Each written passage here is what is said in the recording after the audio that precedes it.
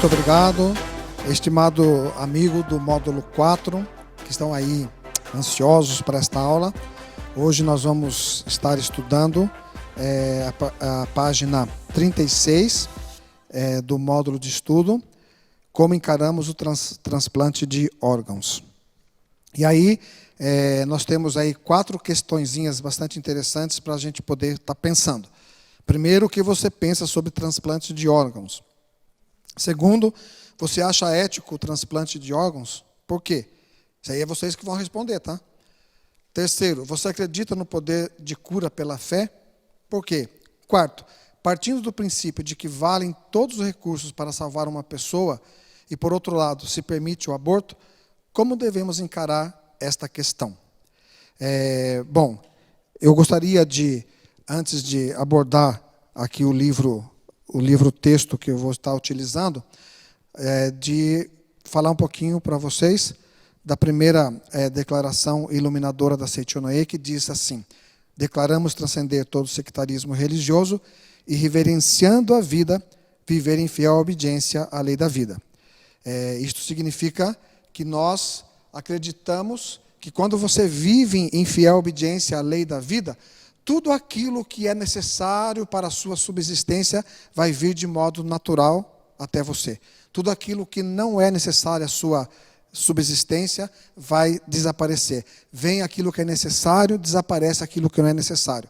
Aí depois, a segunda declaração diz que nós acreditamos que a lei da manifestação da vida é o caminho do progredir infinito, e acreditamos também que é imortal a vida que se aloja em cada indivíduo. E isso a gente vai falar depois, tá? Mas no texto aqui, no livro Entrada para o Mundo de Deus, de autoria do Sagrado Mestre Seicho Taniguchi, e é o conceito A aí da nossa apostila, com que finalidade o ser humano vive? E o professor escreve: para obter riqueza, saúde, prosperidade e honrarias, é esta a finalidade? A verdade é que mesmo que alguém consiga tudo isso, um dia ele morrerá. Tornar-se-á uma porção de cinzas ou será encerrado num túmulo.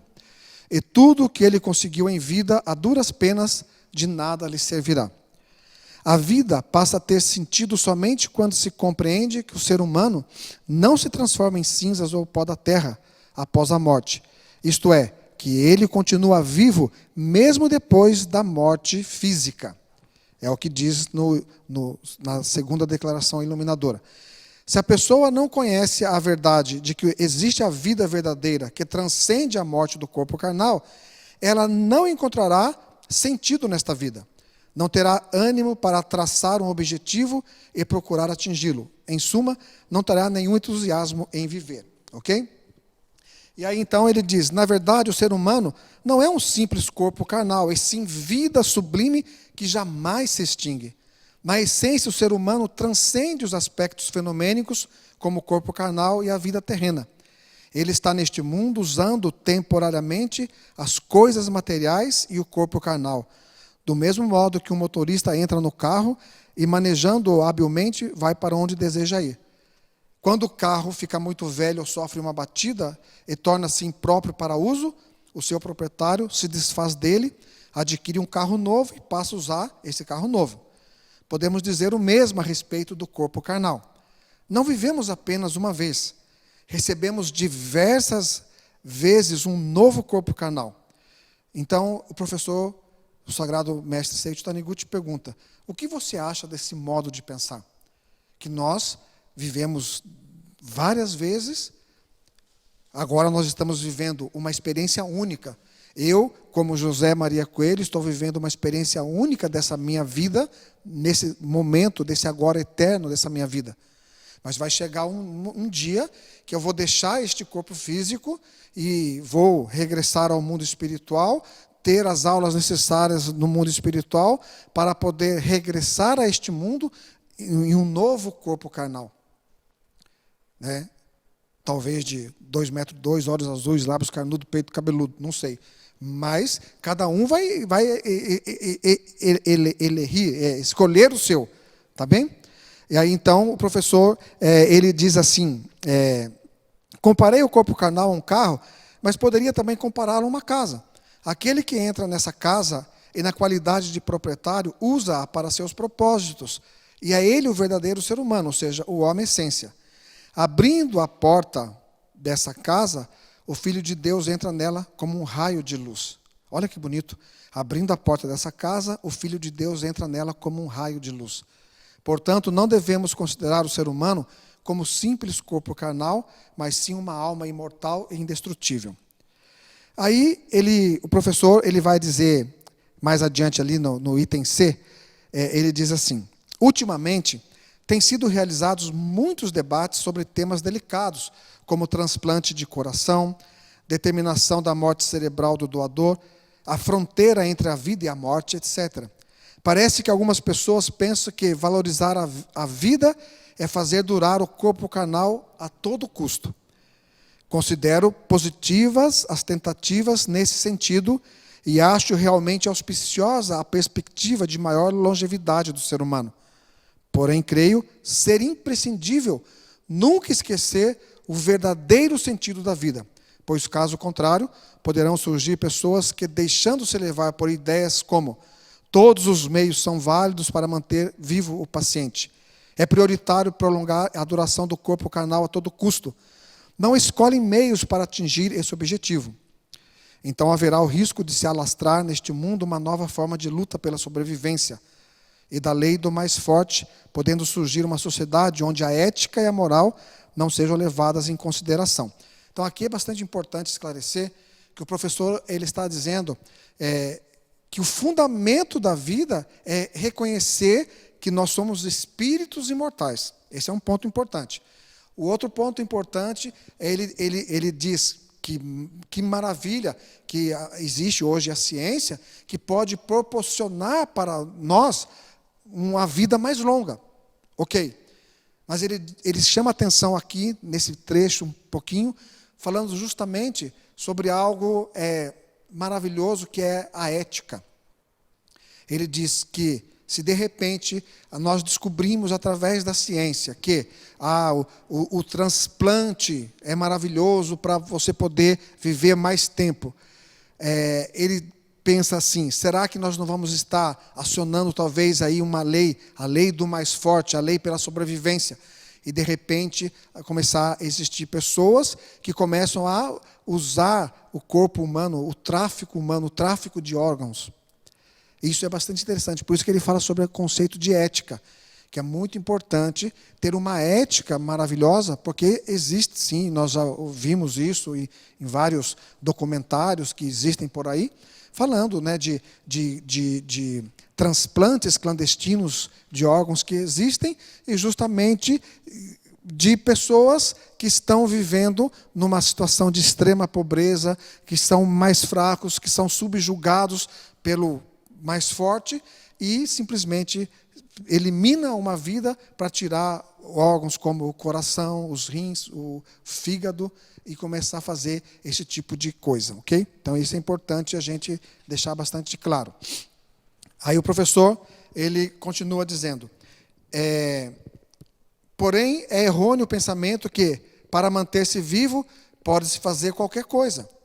É imprescindível que as pessoas reconheçam a existência da vida verdadeira e se empenhem em manifestá-la, o que é muito mais importante do que procurar preservar a todo custo a vida do corpo carnal. É isso que promoverá a moralidade individual e garantirá relações internacionais justas, eliminando as lutas pela sobrevivência entre as nações. Aí ele vai perguntar mais adiante, refletindo acerca do assunto, chega à conclusão que o mundo às portas do século XXI, quando ele escreveu esse livro, encontra-se diante da necessidade de reformular a ideia sobre a vida do ser humano. Penso com grande emoção que já chegou a hora em que todos precisam despertar para a verdade de que o ser humano não é mero corpo carnal, mas sim um ser indestrutível e imortal, dono e comandante do próprio corpo. Qual será a opinião do leitor a respeito desse assunto? E aí, então, o professor, ele nos diz mais adiante aqui, sobre esse conceito infinitamente belo, né, de que a vida humana não se limita a esse corpo físico, ok? e que aonde existe uma ética que esteja fortemente embasada no valor da vida humana, ele diz, essa ética embasada no valor da vida humana é uma ética que respeita a vida do outro. Que eu não vou usar, porque eu estou precisando de um novo rim, e eu tenho dinheiro, eu vou num país subdesenvolvido, e eu sei que eu vou, através do tráfico humano, eu vou tirar a vida de alguém, para poder eu estar vivendo perfeitamente bem e feliz. E ele diz que esse conflito de ética, né, é algo bastante importante e que é necessário as pessoas terem um conceito intimamente forte de que nós somos seres espirituais. E ele diz também uma coisa muito legal aqui, no item B, por exemplo, do seu material aí, e ele vai falar justamente sobre um material que o Supremo Presidente, professor Masanobu Taniguchi, ele usou no registro do curso internacional em 2004, pela paz mundial. Espíritos que não tinham intenção de doar seus órgãos. Por exemplo, e uma coisa que eu acho bem legal, maravilhosa, bonita, que o professor ele também nos orienta. Por exemplo, se você tem a intenção de ser doador, você tem esse conceito, puxa vida, se eu morrer, chegar um dia a morrer, e aí esse órgão vai ser útil para a vida de alguém, eu quero doar. Isso é algo muito maravilhoso, é algo nobre. Ele não está dizendo que não é nobre, ok? Mas qual é a postura mental de uma pessoa que vai doar este órgão? Bom, já que eu vou doar o meu fígado, vou encher a cara, tomar, vou virar um alcoólatra, aí depois, se der tempo, quando eu morrer, eles vão doar meu fígado podre para alguém.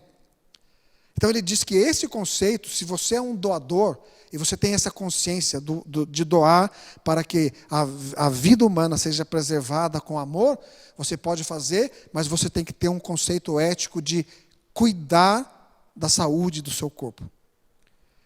Porque você não pode dar, né? Eu não vou dar um copo com água suja para você. Se eu e você somos um só perante Deus, eu não posso simplesmente fazer assim, cuspir aqui e falar, toma, porque nós somos uma só vida. Isso não é cuidar, isso não é amar.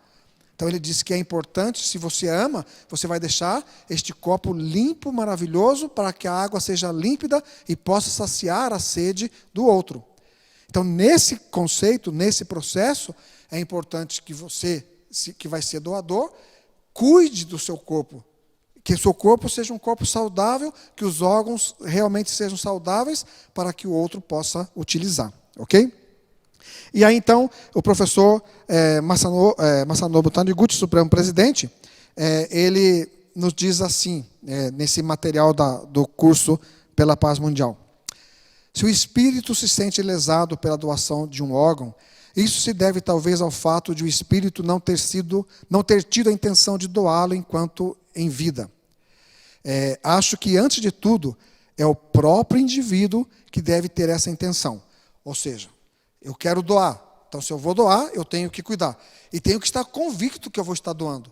Por quê? Porque se você não tem essa convicção de doar, ou se você tem apego, porque é o meu coração, é o meu rim, o que acontece quando esse espírito chega lá no mundo espiritual? Ele, ao despertar a mente no mundo espiritual, ele está escrito na Sutra Sagrada, espíritos que não têm estômago e sofrem de doença gástrica. Espíritos que não têm coração e sofrem de doença cardíaca. Quando ele chega lá, ele vai dizer, meu Deus, cadê meu coração? Porque ele está apegado, ele pensa que tem o corpo físico. Porque o espírito, quando ele desperta a mente lá no mundo espiritual, ele sente as mesmas sensações que ele sentia na Terra.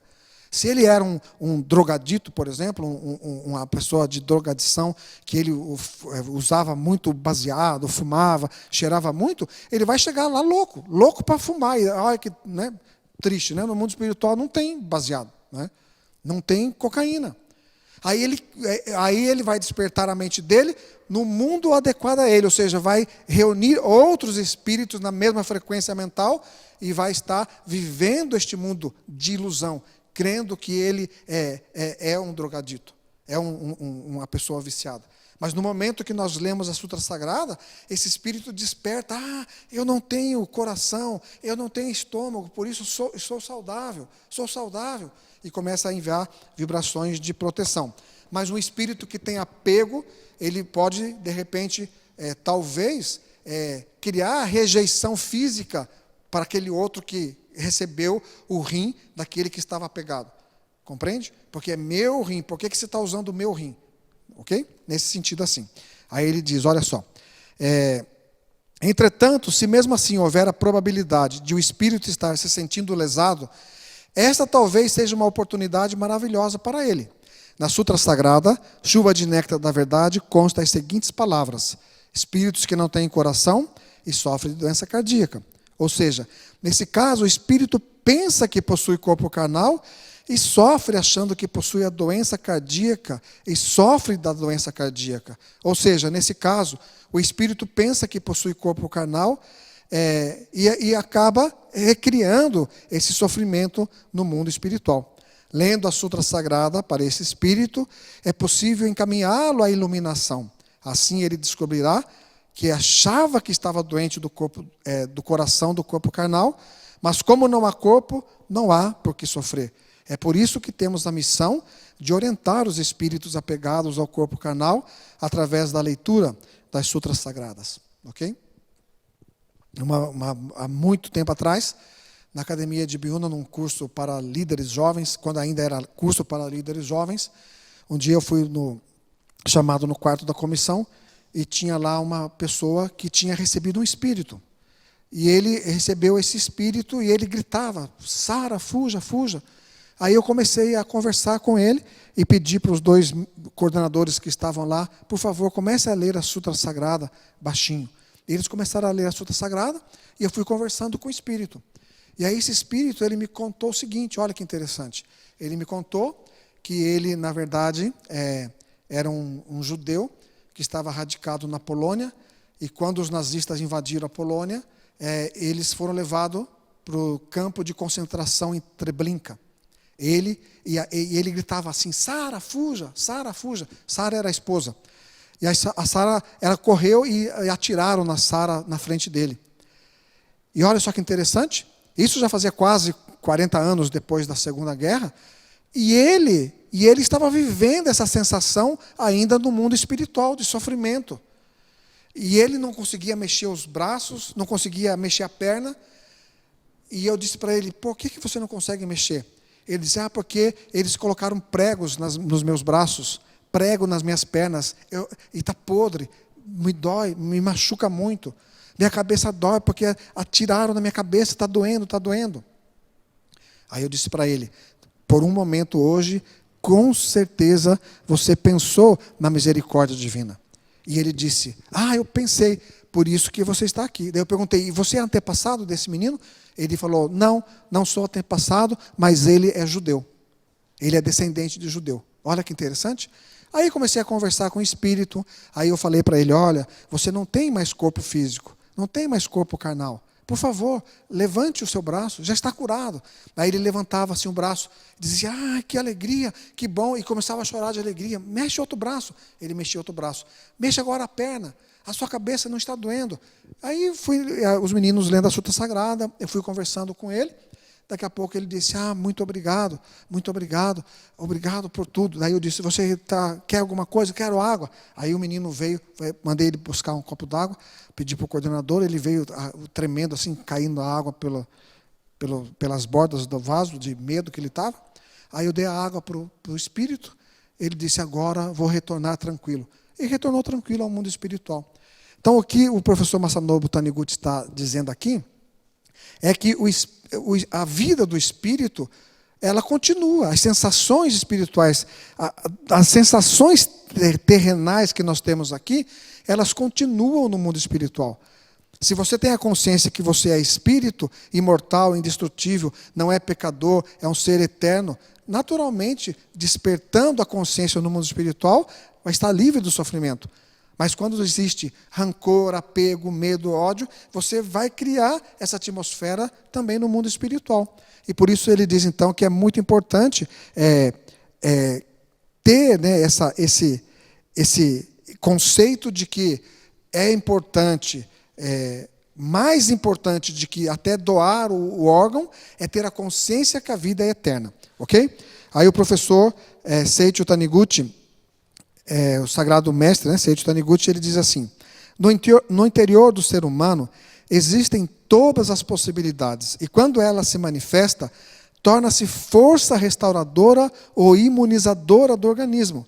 Portanto, ainda que cientificamente não tenha encontrado uma forma de cura, esta pode acontecer repentinamente, pois não é absolutamente certo que uma doença seja incurável.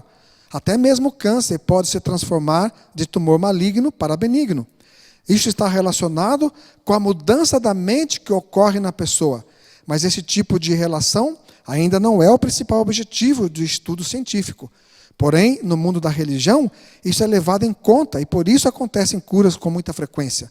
Então, o professor ele estava falando aqui que quando nós conseguimos, através da religião, curar o corpo físico, é porque nós estamos de acordo com a lei divina, com a lei de Deus, com a lei da reverência à vida. E por isso nós conhecemos vários casos de pessoas, no caso aqui ele está falando do câncer, no livro, vamos ler a Chuva de Néctar da Verdade, tem uma senhora lá que tem um tumor no cérebro, que estava bem atrás do olho, impedindo ela de enxergar. E ela, quando foi para a reunião da Seichonoye, e ali eles pararam e começaram a orar por ela, terminou a oração, e ela começou a enxergar. Eu conheço uma senhora lá em Lima, que ela fez um relato de experiência no Seminário da Luz, que nós realizamos aí nesse local, nesse país, e ela disse que ela tinha tumor no pulmão, e ela foi levada a uma reunião de vizinhos da Seichonoye. Nessa reunião só tinha um único livro, que era o livro A Verdade da Vida, volume 2, traduzido para o espanhol, e a senhora da reunião falou: você comece a ler esse livro, leia, leia, leia. E ela começou a ler o livro, leu, e ela chegou um dia na reunião e disse: eu estou consciente que não quero fazer cirurgia, mas o médico disse que é para eu ir para o hospital. E a senhora disse: siga a orientação do médico e continue lendo o livro.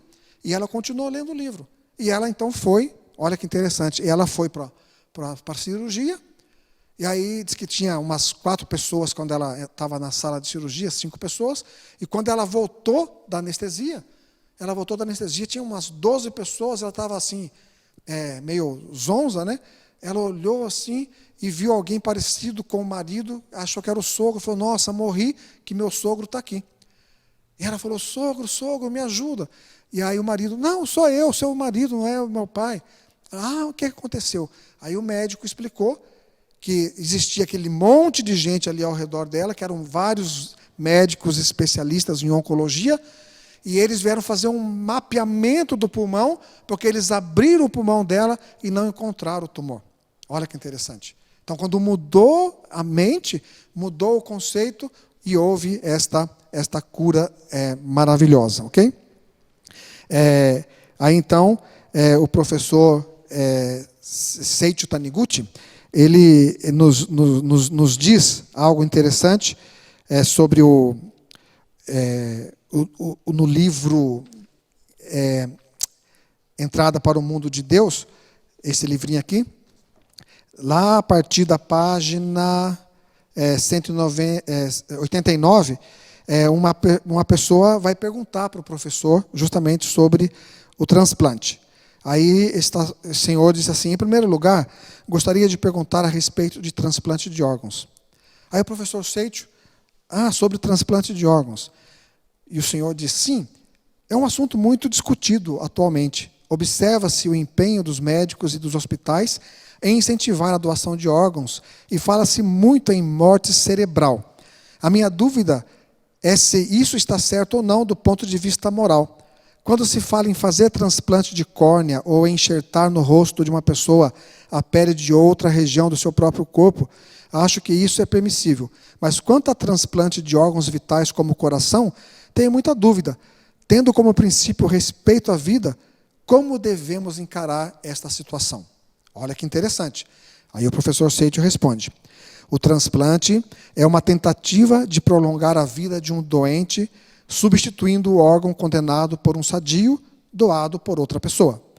Portanto, o transplante de órgão em si não é um mal. Ok?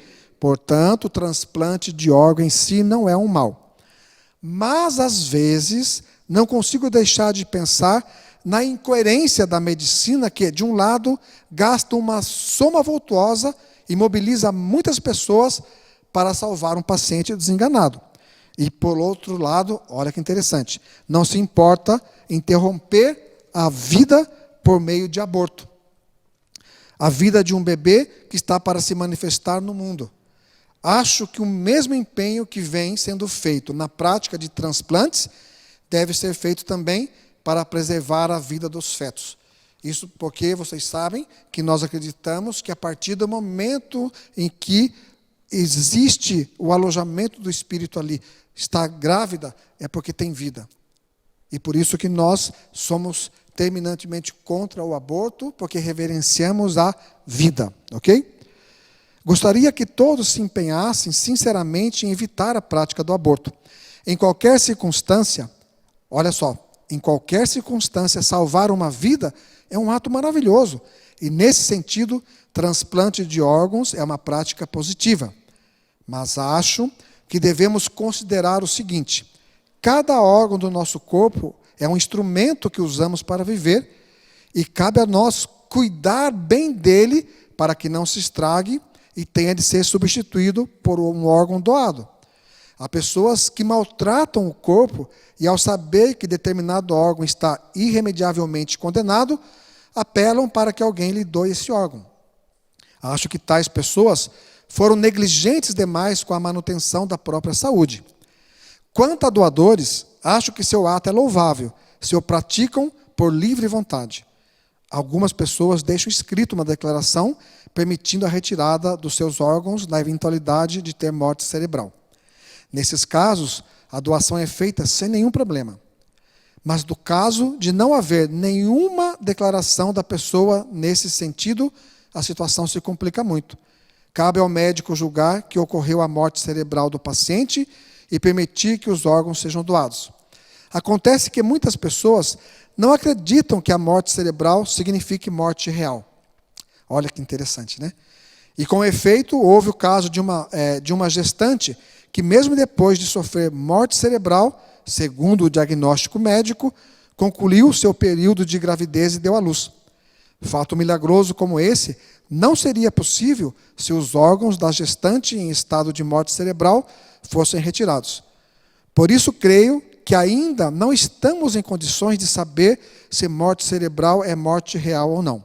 Os critérios para confirmar a ocorrência de morte cerebral variam de um país para outro, mas todos são unânimes quanto ao seguinte: uma vez constatada no eletroencefalograma a cessação das atividades cerebrais do paciente, é necessário mantê-lo nesse estado durante algumas horas, a fim de se ter a certeza de que ela não se recuperará.